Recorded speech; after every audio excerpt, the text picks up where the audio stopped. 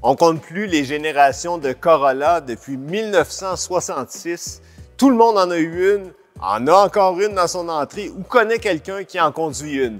Ici, on a la dernière version, c'est lancé en 2020 et donc c'est un modèle hybride qu'on a avec nous. Oui, hybride version SE, donc avec un look un petit peu plus dynamique. Hybride non branchable parce qu'une Corolla Prime, ça n'existe pas comme un RAV4 Prime. Donc, un moteur essence, un moteur électrique et un autre moteur électrique sur l'essieu arrière puisque celle-ci est équipée de la traction intégrale. Ouais, et là, tu viens de nommer plusieurs caractéristiques une par-dessus l'autre. Alors, tenez-vous bien, ça s'additionne pour totaliser 33 000 $ pour ce modèle-là. Alors, on oublie ça, les compacts à 20 000 $, bien sûr, ça n'existe plus. Et d'ailleurs, la Corolla à essence la moins chère se transige pour un peu plus de 26 000 $ aujourd'hui.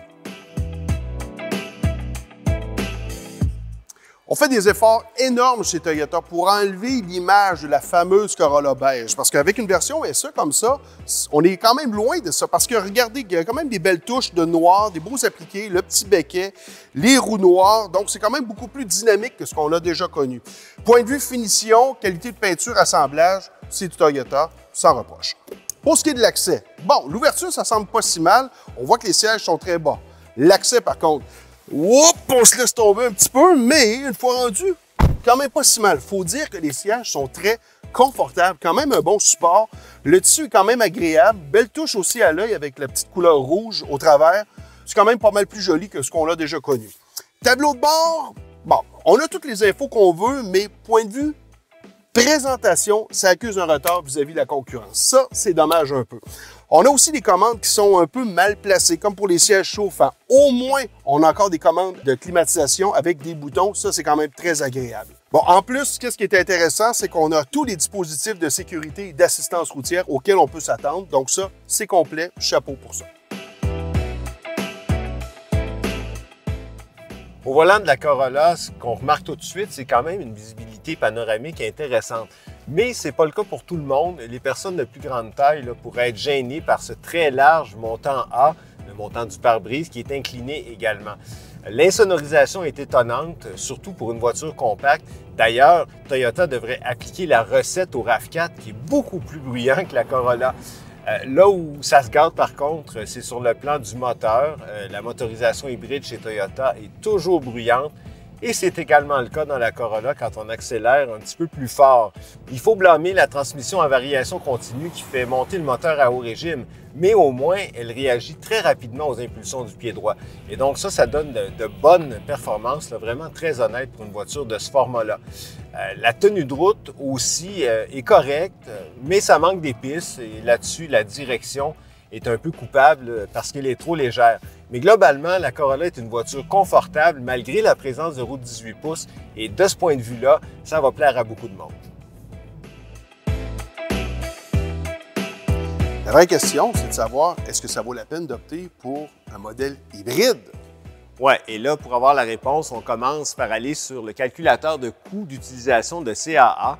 Et c'est là qu'on découvre qu'il y a une différence d'à peu près 500 $, une économie de 500 $ par année quand on roule avec la version hybride par rapport au modèle à essence pendant 20 000 km. Mais là, on va voir Toyota Canada sur le site et on remarque bien entendu qu'il y a un écart de prix. L'hybride coûte plus cher, hein? Même si ce n'est pas énorme, ça paraît quand même. Alors, est-ce qu'on va réussir à rentabiliser ça quand on garde l'auto seulement quelques années? Oui, surtout que la plupart des gens vont faire une location, 4 ans, 5 ans, vont rouler maximum 20 000 kg par année. Bien plus souvent, ça va du 15 000 kg et peut-être même que les gens vont faire plus d'autoroutes. Donc, rentabiliser cet hybride-là, ça risque d'être plus compliqué.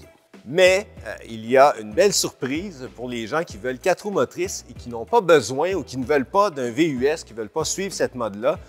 La version hybride l'offre dans le modèle SE et c'est comme si on l'avait gratuitement là, quand on regarde tous les chiffres.